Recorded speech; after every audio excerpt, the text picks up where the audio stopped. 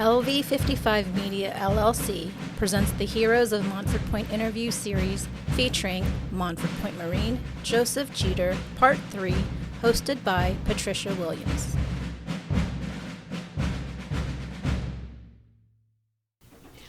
Okay, I'm thinking about some of the films that they've made recently about and how they've portrayed blacks during World War II. What's your opinion on that? Or what do you think about the portrayal of blacks? I don't think it's enough of them movies out with African Americans in World War II. Everybody's familiar, most Americans are familiar with Saving Private Ryan. Tremendous movie that got critical acclaim with the Army, mostly Army storming Normandy, and it made a lot of money. And it upset a lot of blacks because African Americans were there too, and they weren't portrayed there. But then they had another opportunity after Saving Private Ryan with Clint Eastwood and Steven Spielberg with Flags of Our Father, which told the story of Iwo Jima.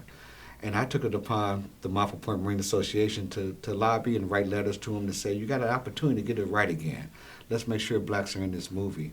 I never received any response from my letters, but I did send some information about African Americans that were on Iwo Jima.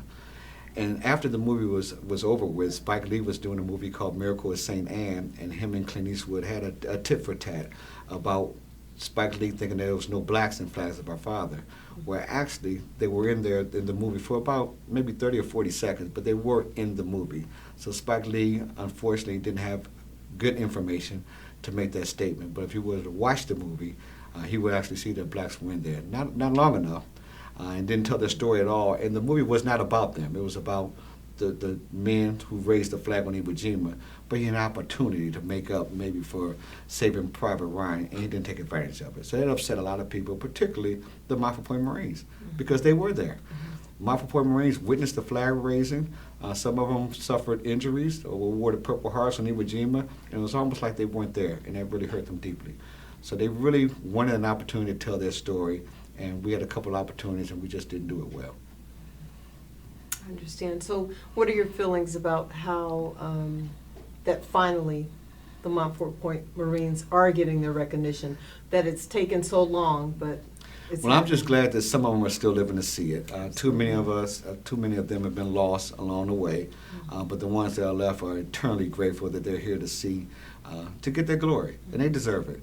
So the Congressional Gold Medal actually validates their service, and it's opened the doors for a lot of other opportunities, particularly the commissioning of a U.S. naval ship, the USNS Montford Point, which will be commissioned on Saturday, March the 2nd.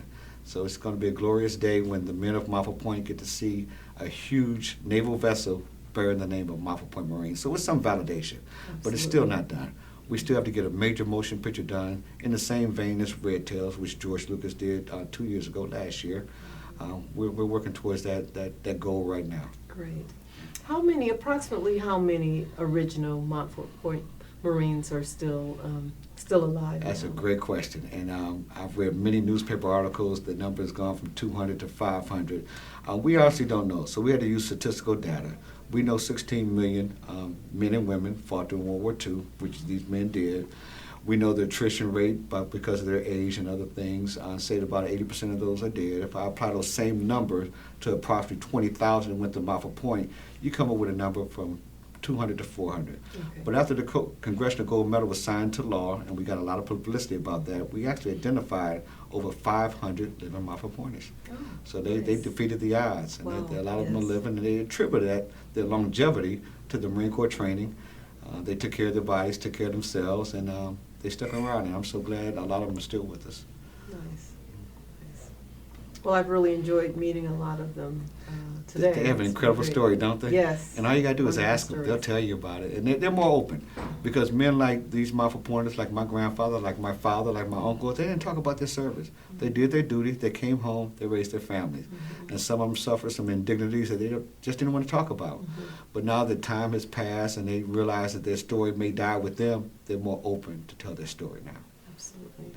And this is good because we get to benefit from hearing Oh, those yes, we do. stories. I wish my grandfather and I wish the other people I mentioned, my uncle, my dad, were still alive because I grew up in my grandfather's house. He never really talked about it. I had to research, get his records, get his medals from the National Personal Records Center to find out that my grandfather was on Normandy, that he drove with the Red Bar Express, that my uncle served with the Montford Pointers, that my dad actually administered medicine to service members, white and black, coming back from the war in San Francisco. So it's a great story. I just wish I could have shared it with them when they was living. Yeah. Yes. But they're looking down now. Absolutely. Absolutely. Hope they're proud of me. I'm sure they are. Okay. Thank you. Oh, you're more than welcome. Thank you very much. Okay.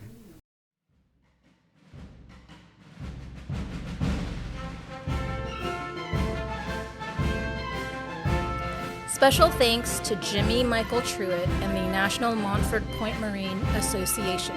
This episode was recorded on location at the 4 Points by Sheridan, San Diego, California, on February 28, 2013.